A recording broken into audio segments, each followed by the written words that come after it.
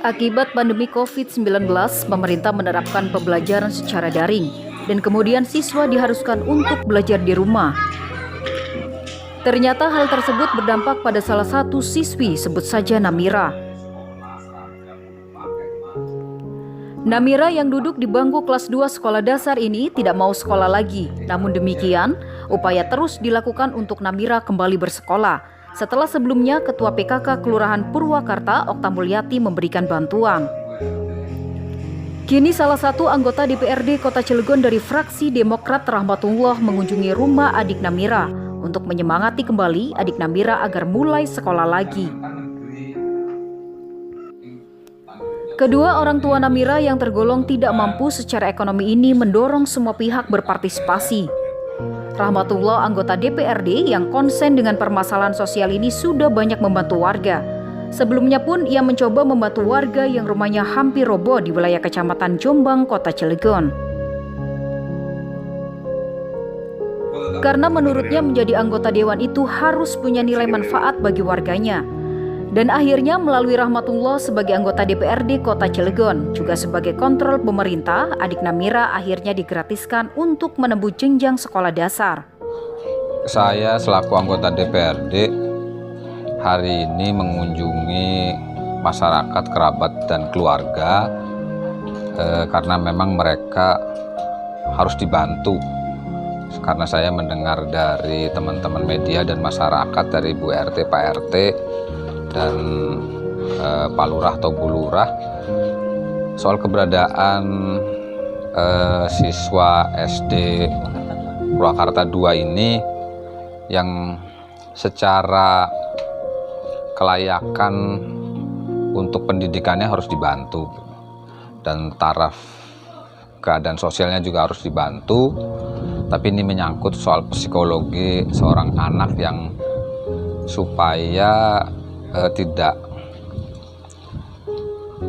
melenceng terlalu jauh, karena hari ini adik kita ini juga harus sekolah supaya masa depannya juga bisa terjamin. Dan alhamdulillah, karena informasi-informasi itu sudah saya sampaikan ke Kepala Dinas Pendidikan, dan alhamdulillah sudah dibantu dan dibebaskan dari semua biaya yang ada, baik soal seragam maupun buku paket maupun biaya-biaya yang lainnya, karena memang SD negeri kita kan semuanya gratis. Kalaupun masih ada yang berbayar untuk kalangan masyarakat tertentu yang memang kemampuannya terbatas, pemerintah pasti siap membantu. Dan kebetulan saya kan anggota DPRD Dapil Jombang Purwakarta ini, ya kewajiban saya juga sebagai manusia biasa harus membantu. Mudah-mudahan kehadiran saya, Bu RT, Pak RT, dan teman-teman yang lainnya bisa sedikit merubah kondisi keadaan baik secara psikologis maupun keadaan sosial. Karena hal-hal begini kalau di kampung itu seolah menjadi problem begitu, Bu RT ya. Tapi kalau kita sudah membantu secara psikologis, hadir supaya adik kita mau sekolah kembali gitu. Terus dengan lamanya nggak sekolah ini kan membuat dia menjadi terlena juga gitu. Alhamdulillah, mudah-mudahan perlahan-lahan dibantu oleh keluarga dan lingkungan sekitar supaya adik kita ini mau bersekolah kembali dan bisa menjadi anak yang baik, yang solehah begitu. Ya, saya sih melihatnya bagian daripada kehidupan, bahwa saya sebagai manusia biasa, apalagi anggota dewan, ya harus punya nilai manfaat buat masyarakat begitu.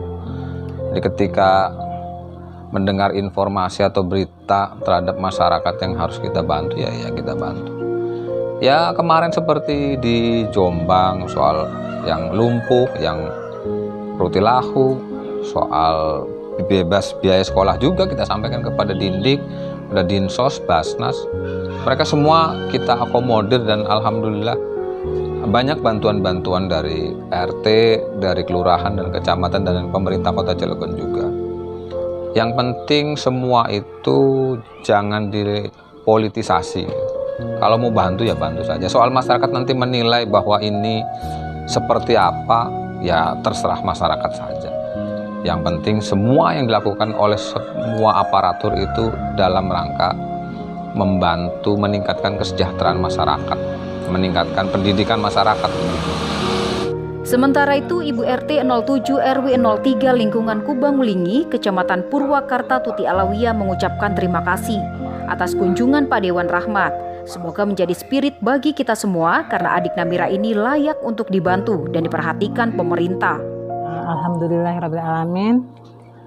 Sebelumnya saya mengucapkan banyak terima kasih kepada Bapak Dewan kita, Bapak Rahmat, yang sudi melangkahkan kakinya ke rumah adik kita Namira, Pak ya.